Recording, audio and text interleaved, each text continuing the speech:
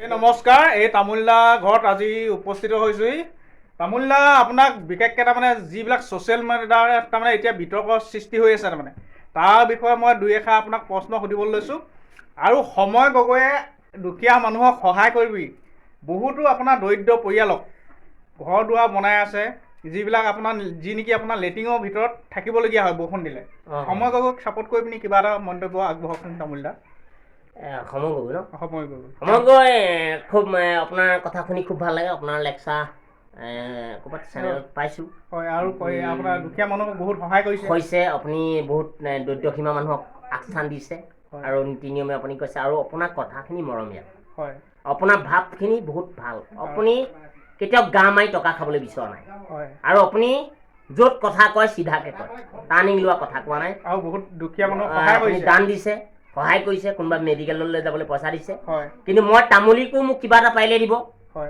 মই কৈছোঁ, মই মাক লৈ জীয়াই আছোঁ, দেউতাক লৈ জীয়াই আছোঁ, কিন্তু মই আপোনাৰ দেহাটো কুশলে থাকিব কাটিকে মই আশীৰ্বাদ জনাইছোঁ, যাতে আপোনাৰ ভৱিষ্যত আৰু উন্নত হয়। আপুনি সদায় সঁচা কথা কয় কাটিকে আপোনাৰ কথাখিনি আজি মই বাক্য কৰি ক'বলগীয়া পৰিস্থিতিত পৰিছোঁ।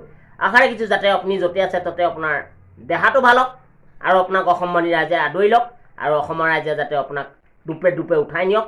মই আপোনালৈ নমস্কাৰ সেৱা কৰিছোঁ আৰু ভগৱন্তৰ চৰণক প্ৰাৰ্থনা জনাইছোঁ। আৰু মই সঁচাকৈ দাদা আপোনাৰ নামহে শুনিছিলোঁ, আজি আপোনাৰ কথা মই পালোঁ, ভালেই লাগিলে। মই ধন্যবাদ জ্ঞাপন কৰিছোঁ।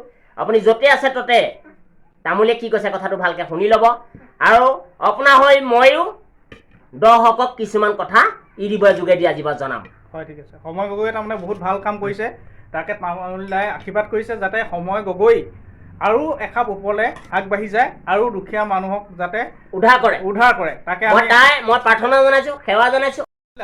তামোলদা এতিয়া ৰাঘৱ চিনেমাখনৰ ওপৰত, ৰাঘৱ চিনেমাখন কিছুমান একাংশ লোকে চাম বুলি কৈছে, যতীন বৰাৰ, তাৰপৰা একাংশ লোকে আপোনাৰ চাবলৈ বিচৰা নাই। আপুনি তাৰ বিষয়ে অলপ ক'ব নেকি? যতীন বৰাই যিখিনি পুৰণা কাহিনী কৈ গৈছিলে সেইখিনি দ্বিতীয়টা দাঁত গজিব লাগিব কৰিবলৈ। আৰু যদি কৰিব পাৰে তেখেতক মই ভিক্ষা কৰি মই পুহিম।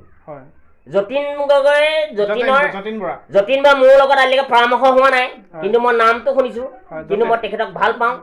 কিন্তু মই তেখেতক এটা কথাই কৈছোঁ, তেখেতৰ যিখিনি অতি অভিজ্ঞতা আছে, তেখেতৰ যিখিনি কথা কোৱা লো আছে, গানৰ যিখিনি কলি আছে, গানক কেনেকৈ আদৰি ল'ব লাগে, কেনেকৈ গানক সামৰি ল'ব লাগে, কোনো শিল্পীক তেওঁ বেয়া কোৱা নাছিলে, আৰু তেওঁ নিজেই চলিবলৈকে চেষ্টা কৰা নাছিলে। তেওঁ আজি অসমত নাম এতিয়াও আছে। কিন্তু যতীন বৰা বুলি ক'লে বহুত চিনেমা আগবাঢ়ি মানুহে চুটি বাছত গৈছিলে আৰু খোজকাঢ়ি গৈছিলে, কিন্তু এতিয়া চিনেমাক চুটি বাছত নালাগে, এতিয়া ঘৰৰ পৰা নিলেও যাবলৈ টান পায়। যতীন বৰা এতিয়াও চিৰৰোগী হৈ আছে, এতিয়াও তেখেতৰ দেহা আছে। তেখেতে এয়া চিনেমাই নহয় আৰু কত পৰিব, তেখেত এতিয়াও হিলি পৰিব নোৱাৰে, আৰু অসমবাণী তেখেতৰ ৰাইজৰ আশীৰ্বাদ আছে। মই যতীন বৰালৈ ধন্যবাদ জ্ঞাপন কৰিছোঁ। আশা ৰাখিছোঁ যতীন বৰা অতি সোনকালে আপুনি মোক আহক, কাষ চাবক।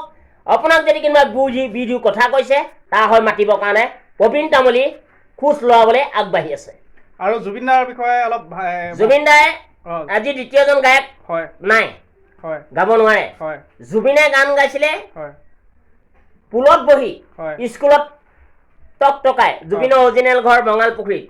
মই যাওঁতো মোক তামুলী বুলি আগবঢ়াই নিছিলে, আৰু টকা 5,000 মোক দিছিলে, আৰু জুবিনে মোক এতিয়াও মাতি থাকে। জুবিনৰ ভেন নাছিলে। জুবিনে যিটো ক'ব সত্য ক'ব। জুবিন কেতিয়াও বেলেগ লাইনৰ মানুহ নহয়। জুবিন গানৰ মানুহ, গানতে থাকে, আৰু জুবিন ক'তো নমতাকে নোযোৱাকে নাই। জুবিনে আজি 1000 কমিলে কেতিয়াও কমিটিক দাবী দিয়া নাছিলে। জুবিনক খালি ওপলিঙা কিছুমান কৈছে, জুবিনে সেই ওপলিঙা শব্দটো বেয়া পোৱা কাটিকে কিছুমান প্ৰগ্ৰেম এৰি দিছে। কিন্তু জুবিনৰ বিষয়ে বেয়াকে যদি মই শুনো, সেইটো আকৌ তামুলীয়ে অতি অন্তৰপৰা বেয়া পাব, আৰু মাটিয়ালি আলোচনা হ'ব।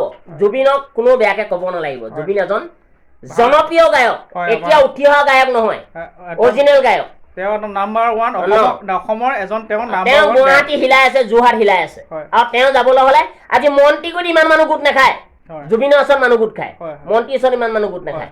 মন্ত্ৰী আহিছে বুলি ক'লেও মানুহ গোট নাখায়। কিন্তু জুবিন আহিছে বুলি গম পালেই হৈ গ'ল, কোনোবা ইউটিউবৰ চেনেলটোত পালেই হৈ গ'ল, বা মেছেজত পালেই হৈ গ'ল, কিন্তু জুবিনৰ ওচৰত মানুহ গোট খাই যায়। জুবিন দাৰ গাত ঈশ্বৰৰ ভক্তি আছে আৰু মানুহৰ আশীৰ্বাদ আছে। ধন্যবাদ। আৰু আপোনাৰ ভাইৰেল হৈছে যে আমাৰ ককাজন গোবিন্দ ককা খুব ভাল ভাল কথা কৈছে। মই চাইছো।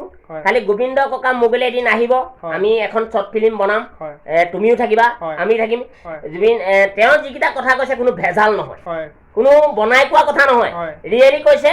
আৰু তেওঁ কথাখিনি কোনোবাই বেয়া পালেও সেইটো প্ৰবীণ তামুলী অবজেকশ্যন ধৰিবৰ কাৰণে ৰেডি হৈ আছে। আৰু যে আৰু এটা কথা ক'ম, আৰু আমাৰ যে অসমত ইমান বস্তুবিলাক দাম বাঢ়িছে, তাৰ ওপৰত অলপ কিবা ক'ব নি? ক'বলৈ মানে কি, চৰকাৰে আজি পিঁয়াজ খাব নোৱাৰা, পিঁয়াজ এতিয়া খাব নোৱাৰে, এতিয়া আলু এটা খাব নোৱাৰে 20 টকা, চাউলৰ 40 টকা। যদি দুখীয়া মানুহখিনি গুলিয়াই দিব পৰা সুবিধা আছে চিলিয়াই দিয়ক, এতিয়া আমাৰ দেহাই সদগতি পাব। তামোল দাই ৰাইট কথা কৈছে এইটো। দুখীয়া বোলে মই বিশেষকে দুখীয়া, মোৰ ঘৰ ভগা এইবোৰ চাব পাৰে। মই আজি মাক লৈ দেউতাক লৈ বৰ কষ্টত আছো। সেইজনী মা এতিয়া মোক কাম বন কৰিব নোৱাৰে। এতিয়া মই এতিয়া প্ৰগ্ৰেম এটা গ'লো, মোৰ ৰাতি টেনশ্যন।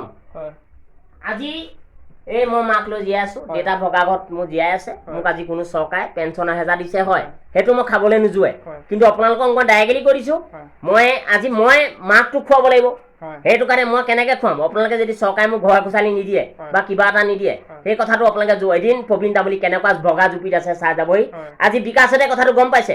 আজি মই অসমীয়া আজি কৈছো, এই কথাটো গুৰুত্ব দিবি।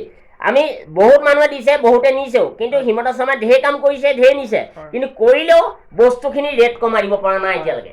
আৰু ল'ৰা ছোৱালী শিক্ষা বিদ্যা লাইনত অকল এটা এখন 99 টকাকে খৰচ হৈছে, সেইটো হ'ব নালাগিছিলে। তামোল দাই ঠিক কথা কৈছে, যিখিনি আপোনাৰ চলি আছে এতিয়া অসমত।